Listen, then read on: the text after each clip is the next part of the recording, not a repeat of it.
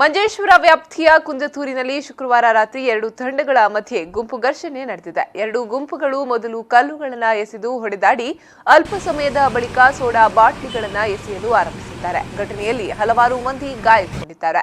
ಘರ್ಷಣೆ ಆರಂಭವಾಗುತ್ತಲೇ ಅಂಗಡಿ ಮುಗ್ಗಟ್ಟುಗಳು ಮುಚ್ಚಲ್ಪಟ್ಟಿವೆ. ಹಲವಾರು ವಾಹನಗಳು ಹಾನಿಗೀಡಾಗಿವೆ. ಇನ್ನು ಕುಂಜತೂರಿನಲ್ಲಿರುವ ಮುಸ್ತಫಾ ಎಂಬುವರ ಮನೆಗೆ ಕಲ್ಲೆಸೆದು ಕಿಟಕಿ ಗಾಜುಗಳನ್ನು ಪುಡಿಗೈಯಲಾಗಿದೆ. ಬಳಿಕ ಆಗಮಿಸಿದ ಪೊಲೀಸ್ ಪಡೆ ಘರ್ಷಣೆಯನ್ನ ಹತೋಟಿಗೆ ತರಲು ಲಘು ಲಾಠಿ ಚಾರ್ಜ್ ನಡೆಸಿ ಅಶ್ರುವಾಯುವನ್ನ ಬಳಸಿ ಜನರನ್ನ ಚದುರಿಸಿದ್ದಾರೆ.